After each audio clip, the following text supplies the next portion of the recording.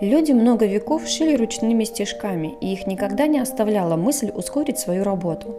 Первый известный нам проект швейной машины относится еще к концу 15 века, его приписывают Леонардо да Винчи. В 1755 году немец Карл Вейзенталь изобрел швейную машину, в которой использовалась игла с ушком посередине. Эта машина копировала принцип ручного образования стежков, а конструкция, распространенная сейчас, сложилась в общих чертах только к 50-м годам XIX века.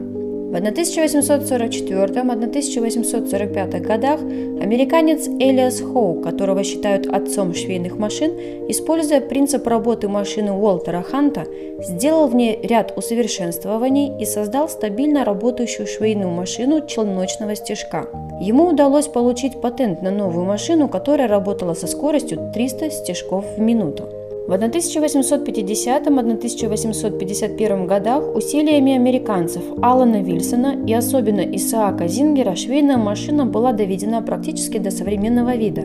Помимо ручного привода машины оснащались ножным приводом, благодаря чему освобождались руки портного.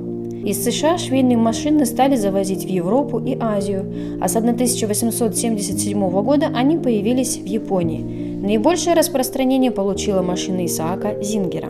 С 1870 года фирма Зингер открыла свой филиал в России. В подмосковном городе Подольске в 1900 году фирма основала завод, который осуществлял сборку швейных машин из деталей, доставляемых из-за границы. Первые машины создатели старались причудливо украсить рисунками и резьбой. Машина считалась красивой, если она была богато украшена, оформлена литым орнаментом и имела композиционное решение с центром в середине орнамента.